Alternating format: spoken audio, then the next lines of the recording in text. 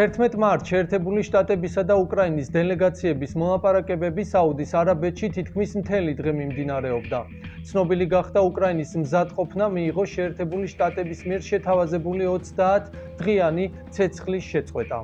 უკრაინის მზაობის საფასუხოდ ვაშინგტონი განაახლებს უკრაინისთვის დაზვერვის მიწოდებას და კიევისთვის სამხედრო შეიარაღების გაგზავნას, რომელიც შეწყვეტილი იყო ვაშინგტონში ტრამპისა და ზელენსკის მწვავე დისკუსიის შემდეგ. უნდა ითქვას ისიც, რომ უკრაინა ამერიკის დელეგაციის მოლაპარაკებები ჯიდაში 2.5-ჯერ მეტ ხანს მიმდინარეობდა, ვიდრე თებერვლის თვეში საუდის არაბეთის დედაქალაქ ელ-რიადში შტატებისა და რუსეთის დელეგაციების მოლაპარაკებები. შეხვედრაზე შტატებისა და უკრაინის დელეგაციები შეთანხმდნენ, რომ დაადგინონ თავიანთი გუნდები მოლაპარაკებებისათვის და დაუყოვნებლივ დაიწყონ მოლაპარაკებები ხანგრძლივი მშვიდობის მისაღწევად. უკრაინის დელეგაციამ ხაზგასმით აღნიშნა, რომ ევროპელი პარტნიორები უნდა იყვნენ ჩართულები სამშვიდობო პროცესებში. მხარეები შეთანხმდნენ უკრაინის კრიტიკული წიაღისეულის განვითარების შესახებ შეთანხმების დადებაზე, რაც შეიძლება მალე. უკრაინა მზად არის შეწყვიტოს ომი და დაიწყოს მოლაპარაკებები, თქვა რუბიომ ჯედაში. ეს რეალურად ყველაზე დიდი ინტრიგაა ამჟამად, რადგან მანამდე ჯერ კიდევ მოლაპარაკებების დაწყებამდე მოსკოვმა თქვა, რომ ზელენსკის კიევის რეჟიმს ომის დამთავრება არ უნდა. რუბიომ კი განაცხადა, რომ ახლა რუსეთის ჯერია ბურთი სწორედ რუსეთის მოედანზეა. მან იმედი გამოთქვა, რომ რუსეთიც თანახმა იქნება ცეცხლის შეწყვეტაზე, მაგრამ თუ ისინი იტყვიან უარს, მაშინ როგორც მან თქვა, გვეცოდინება ვინ აბრკოლებს ომის დამთავრებას.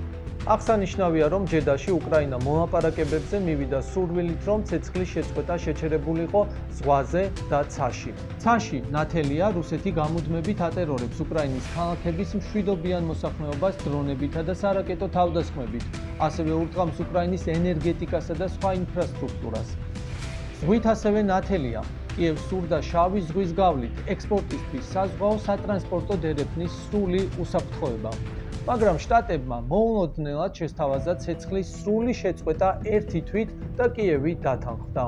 მიუხედავად იმისა, რომ მანამდე არ არსებობდა მზადყოფნა ცეცხლის შეწყვეტისთვის ხმელეთზე, სადაც ყველაზე მწვავე ბრძოლები მიმდინარეობს. შეხვედრის დამთავრებისთანავე ტრამპმა განაცხადა, რომ ზელენსკის ისევ მიიწვევს ვაშინგტონში და წინ დიდი შეთანხმების დადება იგეგმება.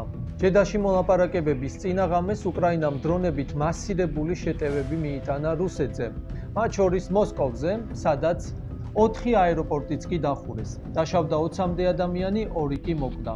გარდა ამისა, უკრაინული დრონები დაესხნენ დრუჟბას ნავთობსადენს, რომლითაც რუსული ნავთობი სლოვაკეთსა და უნგრეთს მიეწოდება. სწორედ იმ ქვეყნებს, რომლებიც ამჟამად კრემლის პოლიტიკური მეგობრები არიან. უკრაინის სიმამაცე და გმირობა ჯედაში მოლაპარაკებებზეც ახსენეს.